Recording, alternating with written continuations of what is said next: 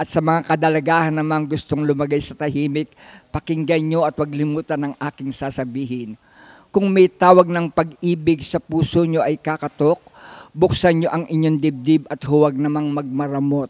Harapin nyo ng maayos ang pagsuyong sa inyo'y iluluhog at baka na ang swerte nyong may ligayang idudulot. At mga sa kabinataan namang na gusto na rin lumagay sa tahimik, pakinggan nyo rin itong aking sasabihin.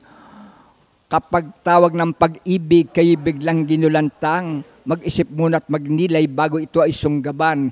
Gamitin ang inyong isip at hindi panay puso lamang, nandi kayo madupilas sa bangin ng kasawian. At bago ako magwakas, ay nais kong tawagan ang mga ginang na nandun sa likuran at parang sakbib sila ng kalungkutan at lumbay sapagkat ang kanilang mga esposo ay sumakabilang bahay. Ulitin ko po, sumakabilang bahay, hindi sumakabilang buhay.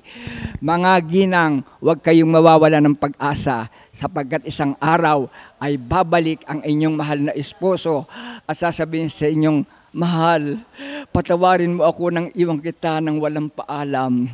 Nang ako'y malay sa iyo ay saka ako napagtanto na mahal pala kita at hindi pala ako mabubuhay kung wala ka. Kaya't ngayon ako'y nagbabalik sa iyo upang ikaw ay mahalin, sambahin at paglingkuran hanggang ang ating mundong ginagalawan ay magkalasog-lasog at magkadurog-durog at mauwi sa alabok. Bakit ko nasabi ang mga bagay ito? Bakit? Pagkat isang makata, paham at dalubhasa ang nagsabi ng ganito. Pakinggan nyo.